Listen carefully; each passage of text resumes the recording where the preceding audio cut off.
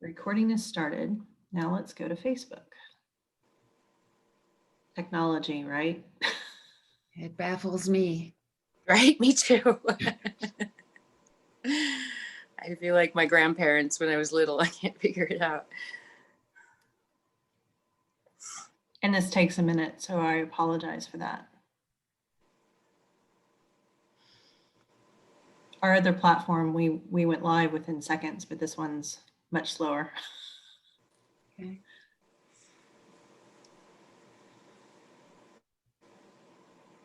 Almost there.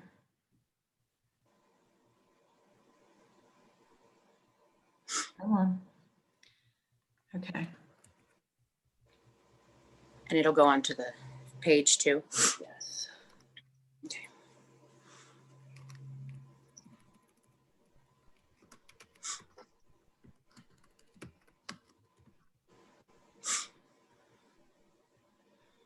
And somebody is monitoring comments already, so that is an awesome nice. thing. All right, here we go. We are going live.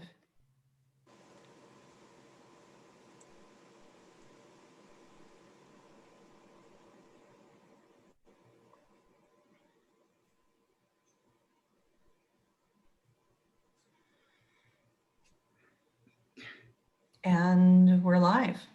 We are live. We're up. Cool. Welcome everybody back to Dyslexia Coffee Talk. We have the most exciting guest ever in the history of our show with Dr. Louisa Moats. Enid and I have, in our conversations the last week, we keep calling you the godmother of structured literacy because your research is so profound. So my name is Ashley and my co-host Enid, and thank you so much for being here today with us, Dr. Moats. It's fun to join you. Thanks. We'd like to start with, oh, sorry, Ashley, do you? No, I was going to say, Enid, did you want to start? Oh, sorry. We'd like to start with talking to you about your involvement with Reading First and how that led to now Letters, which is a wonderful program in the schools. Mm-hmm. Okay, sure. Well, a lot of you who are on this probably don't even know what Reading First was, because it's now the end of 2020. But Reading First was a large federally funded initiative that flowed to the states that was part of the No Child Left Behind Act that George W. Bush put before Congress and got funding for in 2001. And at the time, I was finishing up a project in Washington, D.C. in the high poverty schools, working with Barbara Foreman, and actually it was funded through the University of Texas at Houston. So she had connections with President Bush and of course Laura Bush, who's always been, and Barbara Bush, who are very interested in promoting literacy. So at the end of this project, I was in a pretty visible position in Washington when No Child Left Behind was put in front of Congress.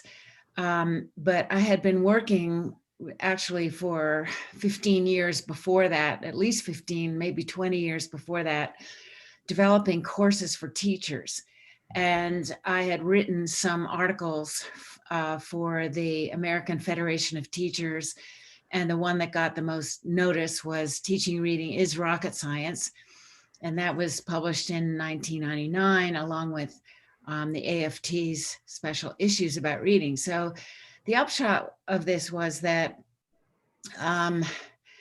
I was asked to outline the professional development criteria for states who are going to be funded under Reading First, the Reading First initiative, and the funding rolled out in 2002. My work in professional development was pretty well known at that point in the research community, but at that point we realized we had national interest through these state grants under the Reading First initiative.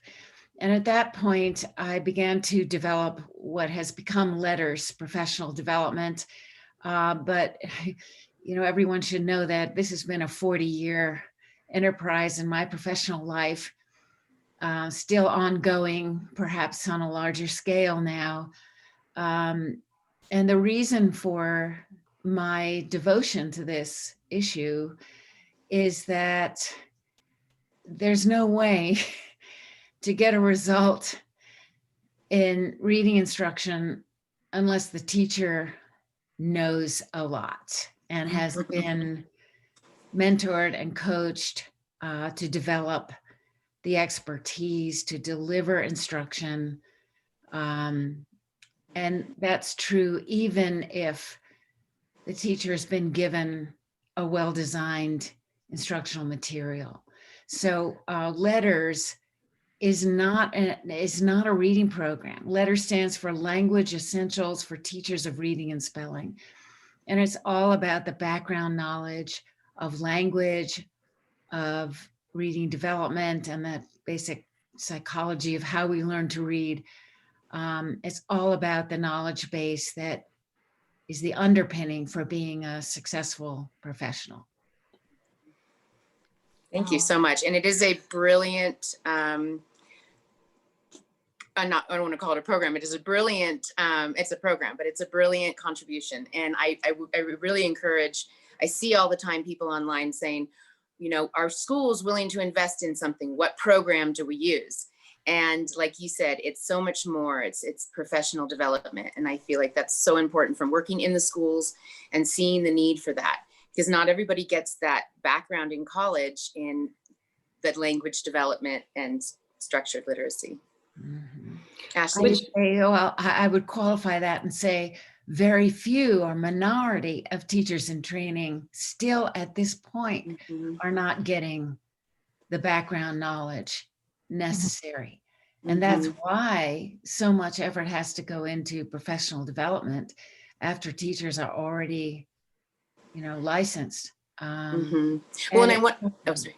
Well, there's plenty of data to support what I'm saying from the National Council on Teacher Quality, and then from other studies that show that teachers more often than not are going through programs that are not giving them the information they need. And I wanted to just add that it's very teacher friendly. For the teachers, people out there, I know that working in the schools, it's always, let's not throw the baby out with the bathwater and get a new something. And sometimes there's resistance to new things coming in, but this is one of those things where every single teacher I've ever spoken to, it's very well received. It's very easy to implement into the schools. It's not something that's difficult. You've made it very, very easy for schools to implement LETTERS and for it to be very, very beneficial. Yeah, well, thanks. And it's a matter of people wanting to know and spending the time studying. But I think the course, the way it is now, reflects, again, 40 years of experience, not only mine, but my wonderful colleagues who've worked on this with me. We know how to teach the concepts.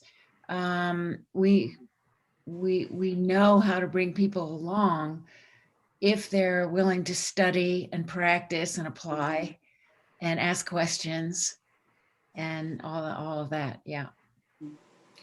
So I think that leads in really well to a question that I had for you, which was, I'm going to try to get this out of I said it to Enid 2 days ago. I'm going to try to get it out of my head correctly. But say you have a school district that is 100% entrenched in balanced literacy, and they are invested in making the change and, changing their literacy numbers and actually truly helping their dyslexic children. But they don't know where to begin. This is a complete 180-degree turn from what they've always known into a completely new arena, if you will. How would you advise a district like that? Where would you tell them to begin? How would you tell them, what process to follow in order to ensure that they don't fall back into balanced literacy as well, so that they are as successful as they can possibly be in this I would call it a massive undertaking, really, because I mean, that's such a massive shift from what they know to a different realm, really. Ashley, that's a profound remark on your part. Of course, we encounter this situation all the time. Right. And what not to do is to believe that patchwork and a few supplements combined with balanced literacy, some add-ons are going to be what you want. You have to face the fact that balanced literacy and related things need to go. They just need to go because they're based on, first of all, a real lack of understanding of what's involved in learning to read for all those kids, the 2/3 who don't just pick it up from incidental exposure. Secondly, the entire structure, not only of the way the lessons are designed and what teachers are told to do, but also the reliance on leveled books and the absence of systematic code-based instruction. It's not something you can do with patchwork. So that being said, that means that there has to be a real shift of mindset and practice. And that can't be done overnight. It really cannot be done overnight because teachers, there's a fabulous teacher named Margaret Goldberg in the Oakland School District in California who has just done for Reading Rockets, the website Reading Rockets, and for the Reading League Journal. It's just done a wonderful kind of blog and kind of memoir, if you will, about her own personal shift that she underwent. First, she was trained in all the balanced literacy stuff, realized her kids weren't learning to read, by accident got sort of exposed to letters and better information all the way along, shifted how she taught, realized, the difference, profound difference in these approaches, and talks a lot about the teacher she was and the fact that teachers are persuaded in the balanced literacy world that these approaches are more creative, they're more about student choice, they're more about authenticity, they're more about comprehension, they're more about teacher autonomy. They're more about teachers being able to do what they want. But at the same time, as she points out, they're really about the teacher not owning whether the student is making progress or not, because if it's, not really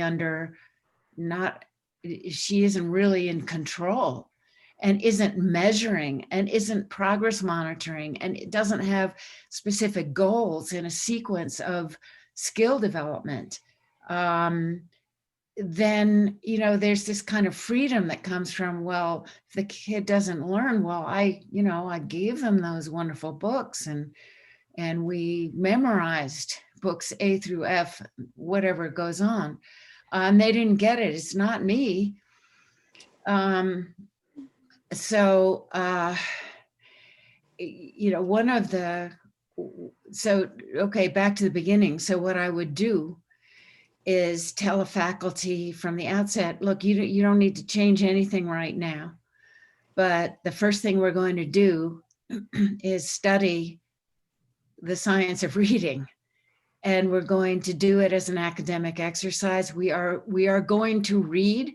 We are going to learn information about the psychology of reading.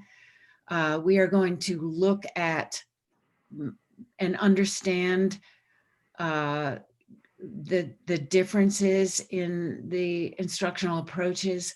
We're going to look at the research, the real research that is published in peer-reviewed and consensus documents. And we're not going to do anything until we have a sense of what we need to do. Then the second thing I would do is spend about a year studying phonology and what phonology is. And that's what I did in Washington when I had these very burned out, very depressed teachers in these low performing schools in Washington who had pretty much decided that the kids were never going to achieve anything. And that was the mindset and the culture. We spent a year learning what it meant to teach phoneme awareness, because now, why would you need a year for phoneme awareness? Because it is, paradoxically, it seems to be the most simple thing. And in fact, it's the most difficult for teachers to grasp and to really get their heads around. And it takes a lot of practice, and it takes a lot of practice to learn the content. Then it takes practice to learn how to conduct the little exercises with kids. So that isn't done overnight. And that's why if teachers are busy and they're working hard, they only have so much time. And then you get them to start working on this and they start having ahas. And then the next thing you need to do, and this is if you have all the time in the world, spend the next year teaching the teachers what phoneme awareness has to do with learning the code. And then the next year is all about phonics and spelling and how the writing system represents the speech, the oral language, the speech sound system, and the structures of language, because that too is basically unknown. And teachers have a lot to learn typically, a lot to learn. And unfortunately, in the balanced literacy era, the minimization of the information about language structure that kids need to learn and that teachers need to teach, it's appalling. What's still going on is appalling to me. The lack of explicit instruction about how the code works. And of course, as you all know, this is devastating for kids with dyslexia. They're, never taught how it works. But that's because mostly the teachers don't know how it works. And so, of course, they need to be empowered. And when they are empowered with this knowledge base, and they can explain what's going on and structure a lesson so that kids actually learn step by step how to read the code and write words, they never go back. I think you said something very profound. I mean, everything that you just said was monumentally profound, and the comments are definitely reflecting that. But you said something that I think a lot of people don't necessarily realize. I think when parents are challenging districts to switch from balanced literacy to structured literacy, they think that, there's a lot of programs out there, right, that have trainings that they may progress over multiple years, but there's so many days of training, and then you can go teach this training that you've been given, right? Mm-hmm.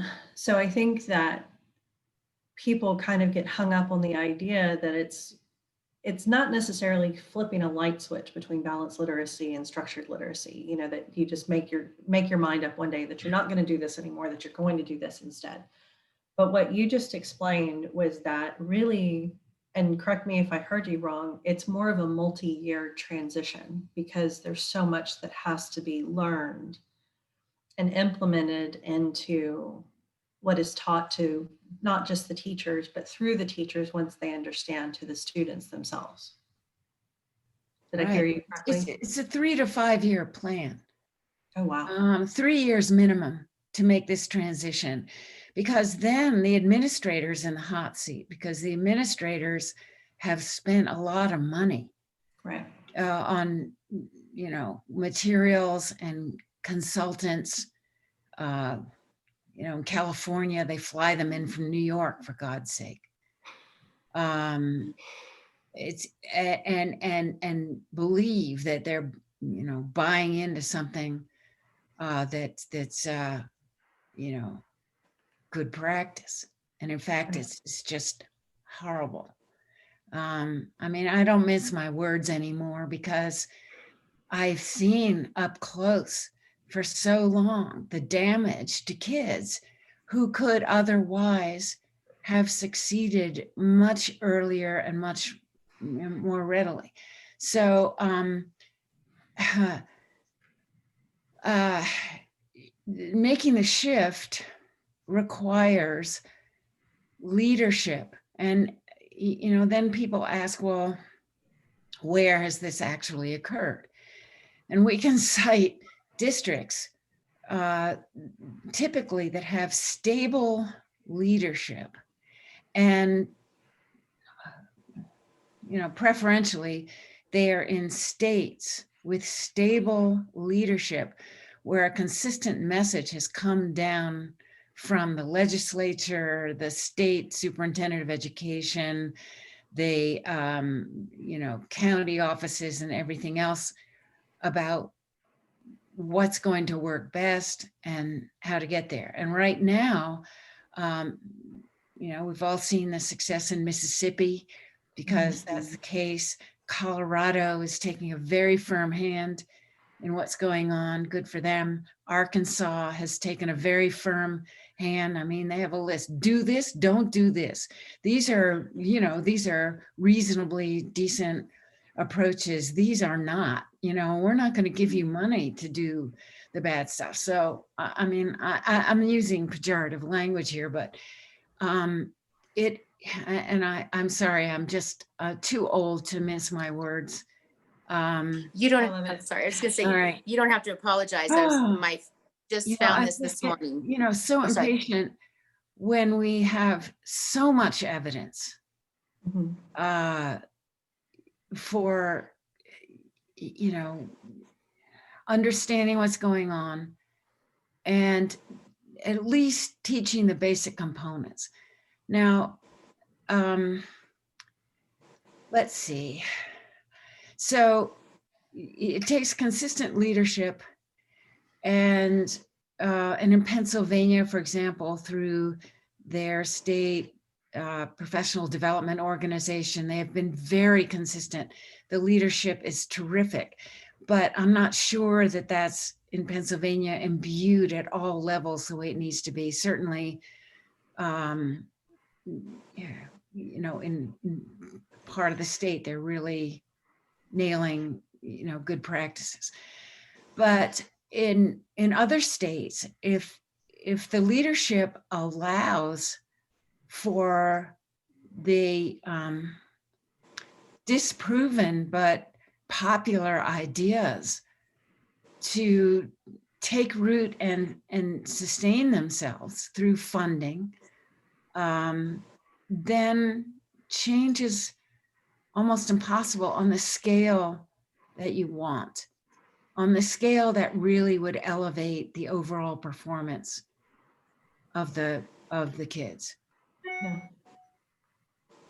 Well, and I was talking to an advocate recently in Arkansas specifically about the changes that they made at the legislative level and how they were able to push that through. And being in Texas, it's a completely different game in this state, just like it would be for California. They're such large states with such large cities and such massive populations. I think the state of Arkansas has a population roughly equivalent to, 2 of our cities here in Texas. And, that's just a portion of the overall state population. So we were comparing kind of the different challenges across the state, and she felt like that it was an easier fight in Arkansas because it was such a smaller population base, really, one massive city. Mhm. I mean, Fayetteville's a pretty big city, but I'm specifically referring to Little Rock, as their biggest city versus a state like Texas, where you've got Houston and Dallas and Fort Worth and Austin. And, then you've got California with LA and San Diego and Sacramento and San Francisco. I mean, you're talking about massive population states. And so the perspective is that it's a higher mountain to climb because there's more people that you have to convince. There's more funding that you have to tackle. There's more that you have to sort of dismantle in order to ultimately get to that goal. Yeah, it's tough. And then the opposition, who inevitably are the people who stand to lose money because, they've sold $1 gazillion worth of leveled books and on and on. Right.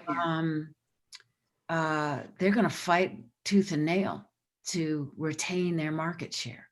Right. One thing I think we need to really spread loud and clear is that every board meeting for every school district has 3 minutes at the beginning of every board meeting that any single person can speak about anything. So and I don't know that people realize that they can go to any board meeting, and now with the Zoom, with the times we have now with Zoom, it makes it much easier to attend board meetings. So I highly encourage, how do we change things like in a state like California, which I'm in? And we have a governor who's dyslexic with dyslexic children. And, so you would think that we would be maybe a little bit, and we've even had progress with Reading First in California. So you would think we would be further ahead. Yeah. However, we aren't because people aren't making their voices heard. It takes people saying, this isn't, I'm sure that's what happened in Arkansas and other places. This isn't okay anymore. We're not putting up with this. Right. And so I think that once that starts to happen, I think then things will start to change. But there are 2 lawsuits right now in the state of California where the state of California is being sued for violating children's civil rights. So they're both in action right now. Mm-hmm. Yeah.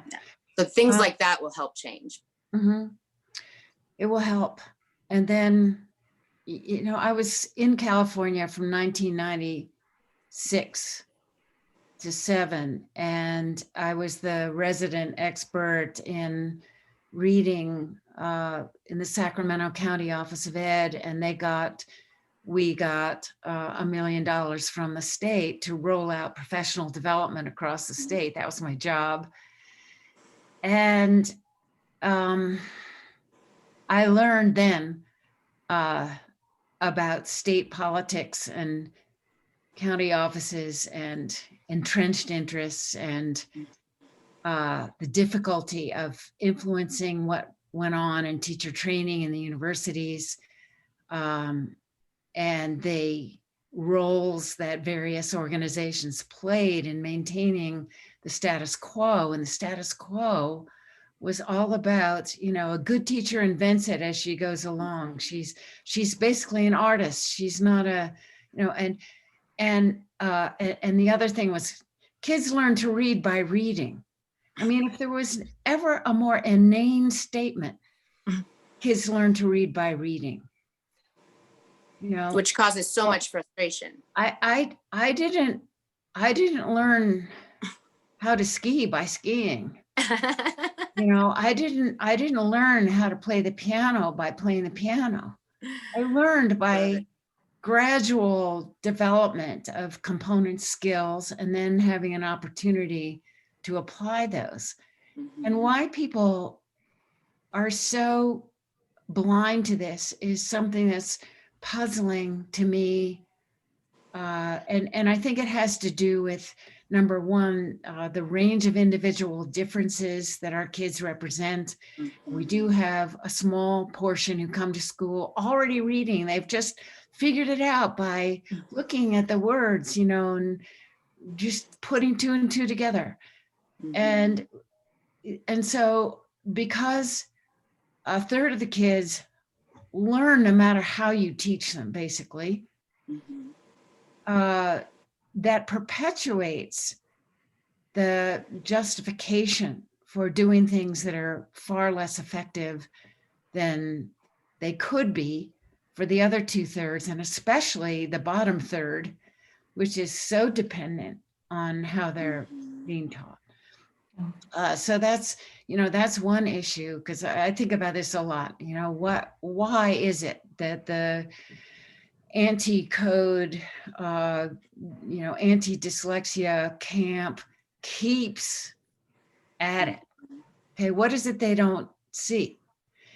And the other thing is, and I write about this sometimes, the other thing is that the nature of skilled reading is so hidden from view. And when adults can already read, they imagine that the act of learning to read words on the page is some magical visual imprinting process. All you have to do is just look at the word. There it is.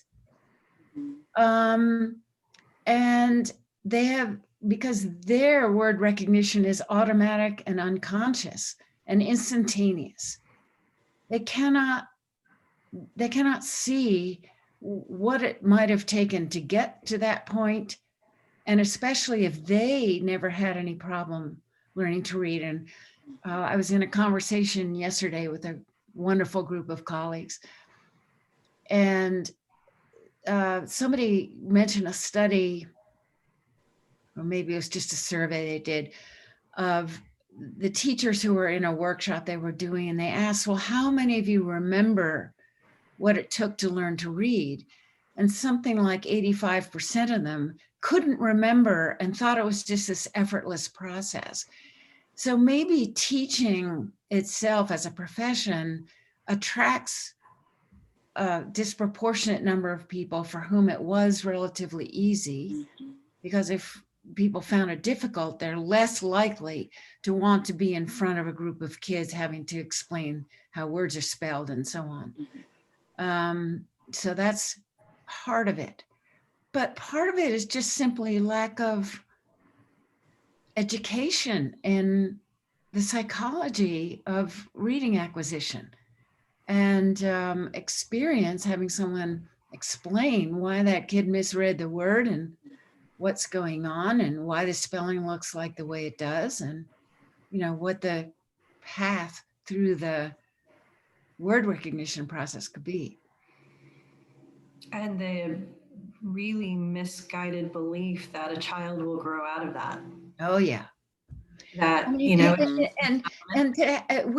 had, the reason for reading first. This is 20 years ago, right after the National Reading Panel, and we already had data that Reed Lyon used to talk about. We knew from studies at that point that a kid who was behind in first grade had an 87% chance of being behind for life. We knew that kids didn't grow out of it. We knew from the efforts to develop screening instruments to identify kids in kindergarten who were at risk.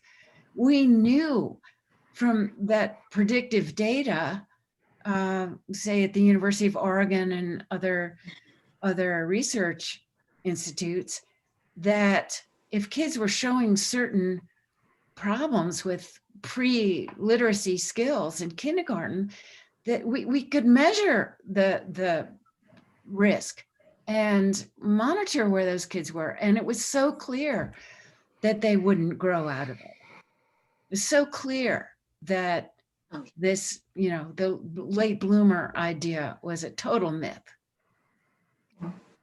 Yeah. I wanted to say we have comments from Pakistan and Canada saying that they're interested in knowing more about letters. So it's interesting. We have people from all over the world asking questions. And one question that came in, and I think was interesting, was what reading curriculum goes along with letters? Okay. And I think earlier you talked about teachers being autonomous, and I wanted you to be able to answer that question. All right. Well, the unfortunate rub here in what I'm saying is that I cannot point to very many instructional materials and programs that would meet my personal standard for what should be taught. Where the instruction is based on what I think are certain truths about the speech to print relationship. So what we have to settle for is picking the best ones we have and having a teacher who is smarter than the program, right? The state of Colorado has developed a list of materials that they've reviewed. That's a pretty good list. You know, rather than my naming programs, I would say, okay, what my preference is, if you find this in materials, is that from the beginning, the instruction calls attention to the structure of speech and the identity of the speech sounds that are going to be represented in print. And it defines a consonant and a vowel as a speech sound, or a class of speech sounds. And then it teaches the graphemes, which are letters and letter combinations that represent those speech sounds. And it does that systematically and cumulatively over time, so that kids by the end of kindergarten, if this is done well, are able to spell almost anything with a logical phonetic spelling that is not guesswork. It's based on their knowledge of what letters you use to spell the sounds in the word. And that all the way through this, phoneme awareness is developed as the skill of taking apart the speech sounds in the spoken word and putting them back together again, beginning with 2 sounds, then going to 3, and then getting into consonant blends, which are more difficult. So I believe in teaching kids all of the speech sounds. And that means that if a program thinks, well, I just see lots of bad examples out there of programs that don't get this basic idea. And they, for example, teach kids that letters make sounds, and they think that they've taught the code if they've taught the child to say a sound for each letter, but that's not the way the system is structured. There are speech sounds that are not represented by letters, and there are letters that don't represent speech sounds in a straightforward way, and there are letter combinations that represent speech sounds in English. English is more problematic than a lot of other alphabetic codes, and it takes longer to learn the alphabetic code of English. But we can teach it. We just have to plan to teach it over sufficient time in a systematic approach. It's very teachable. I mean, it's not as hard as learning Mandarin Chinese. Right. Well, memorize thousands of arbitrary visual symbols. Yeah. You know, to clarify though, you don't need a program if you have letters. That's what I'm trying. So with that, I think. Well, yes, you do. Okay, so let me Okay. qualify that. So letters professional development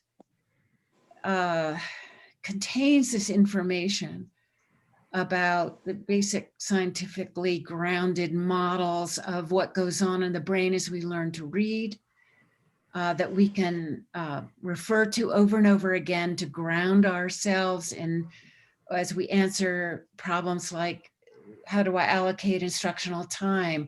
When do I emphasize what? What's the relationship between word recognition and language comprehension?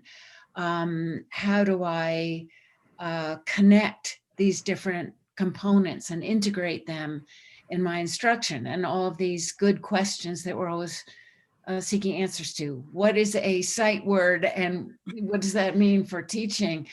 All of those good things. If you know all that, then you need tools. I mean, I don't want teachers making it up as they go along. That's too time consuming, too difficult. I mean, as a designer of instruction, I've written a spelling program and I've written a program for adolescents who are very poor readers called Language Live. I spent a minimum of 8 to 10 hours designing each lesson. Teachers can't do that. Why? I mean, think of any other profession. A professional responsibility is to know the best practices of your field and to build on those, right? So teachers are left, if they really get what we're after, trying to pick the best materials they can find and then use them. So right now, it seems to me the state of the field is that the integration of the necessary components in instruction is not well done, pretty much across the board. There are a few programs that I would pick over others. If I were back in a classroom, I would want one of maybe 3 different things. And those programs do the best job of sort of addressing each of these critical components of language learning, but in a more integrated way. So for example, let me give another example. Okay, suppose you have a good code lesson at the 1st grade level. Well, you teach 5 minutes of phoneme awareness. You introduce a new concept that may be a concept about phoneme grapheme correspondences. And you lead the kids through guided practice, you give them more practice, but then you connect what you're teaching to meaningful vocabulary and the application of reading and writing with meaningful vocabulary that uses those patterns and concepts that have been taught. And that's the whole package. So you don't have a program for phoneme awareness, another program for phonics, another program for vocabulary, another program that calls itself comprehension strategies or whatever it's called, or literature. It's all of a piece. That's what we want to have happen.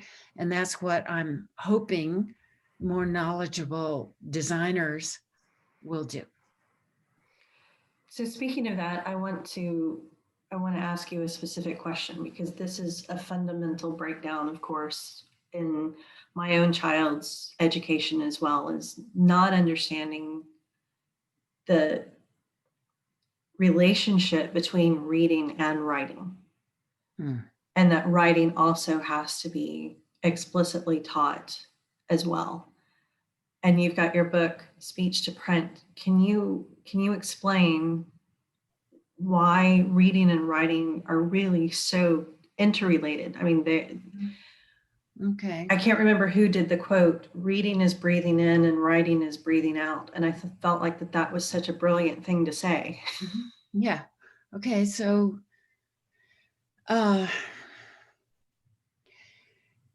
writing is analogous to reading in that you have to know the code to be able to write down the alphabetic symbols and punctuation, transcribe the words onto the page. And you also have to be able to formulate your ideas, right? In sentences and paragraphs. So to spell, you have to have an even more, what we call clearly specified or accurate image of that word in your word form area in the brain, in your memory. And the brain has a specialized area for remembering words. It's not visual memory. It is orthographic memory, very specialized right here, okay? And in that word form area, in order to be able to spell, you have to know every letter in the word. And to learn every letter in the word, you have to process language at several levels. You have to not only know the phoneme grapheme correspondences, but you also have to know what we call orthographic patterns or conventions of letter use. And you also have to have a sense of the relationship between the meaning of the word and how it's spelled. So that's called morphology, because our spelling system shows all those things. Now, those are language systems, and sometimes you have to know the grammatical role of the word in a sentence to know how to spell it, whether it's a verb or a noun or whatever. So you have to know more about language structure to be a good speller. You have to either just perceive it because you're wired up to be sensitive to language, or you have to have been taught consciously to look at certain things and to know what the spelling represents. Most of us had to learn by being taught. So it's two sides of the same coin, but spelling is more demanding. As is writing, expressive writing is more demanding than reading comprehension. It puts a heavier load on all language systems. And in addition, it puts a heavier load on what we call metacognitive functions, keeping track of where you are, keeping the goal in mind, remembering what you just said and how it's going to be connected to what you're going to say, stepping back and putting yourself in the shoes of the person who's going to read it. All of those, and then it requires a lot of persistence and a lot of social cognition. You know, how are my words going to be perceived? That's a pragmatic skill. So writing is tremendously demanding of cognitive and language and motor skills if you're writing by hand. So that's the connection. You know, it's all language, and this is about structured language. It's all about language structure and language use, but spelling and writing are more demanding. They take more time to learn. They are learned more slowly. And I think that we impose unreasonable demands on kids way too early in the name of standards that are counterproductive. You know, your turn. So I have to ask a question, just because one of my partners is going to be remiss if I don't ask this question of you, just because of her own struggle that she's having with her son and her advocacy. Spelling is important, right? Being able to spell is a critical skill that must be taught, correct? Mm-hmm. I mean, it's not something to be, oh, it's not important. They can use addiction, or they can use spell check. No, it doesn't work. It works Julie. only to what one my colleagues and I said in a review paper in 2009 is, it looks as if kids need to spell at about a 5th grade level in order to use a spell checker productively. Otherwise, it's just a random picking something out of the options. Spell checkers are getting better, but still you have to, you know, have some skill in order to use them. Right. And, you know, from a parent advocacy point of view, that's a lot of the pushback that I know myself and many others do is, great, you're handing my dysgraphic child assistive technology, but you've still not taught him grammar and syntax. Yeah. So he won't be successful with the assistive technology tools because he still doesn't understand the core structure of how written language is supposed to work in order to be successful. There's just no correlation here. It's right. You can't even call it a Band-Aid. Right. It's right. just. Can I? Yep. Sorry, a comment from Amy Riley Trainer says, "We love your spellography curriculum. Great. My daughter is finally learning how to encode." Oh, so do you want to one more thing right before that, somebody asked, how do they contact with letters? So both of those, how do they get connected with letters? Well, letters, the acronym is LETRS. It's an acronym. We'll put a link too. Okay, the Voyager Sopris Learning, Voyager Sopris Learning is my publisher, and they handle all of the contracts, everything. They have a website. It's all there. And spellography, we need to revise it, but I'm very happy that someone's using it productively. My colleague Bruce Rossow and I developed it for poor spellers at the 4th and 5th grade level. But it requires a teacher to teach who, will teach the structure of language. Mhm. And it was,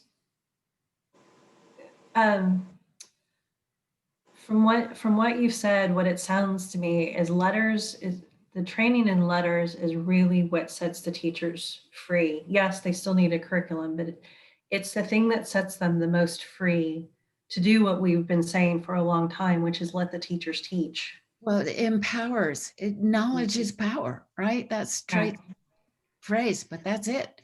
Imagine how much more secure a teacher will feel when they know where they're going, how they're going to get there, what the aim is and why, and how to interpret what the student is doing, what the student is struggling with, so that they're not wasting time.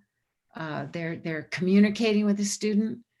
The student is learning. I mean, that's the most thrilling thing, to get a result. That's what we want. Yes. Right.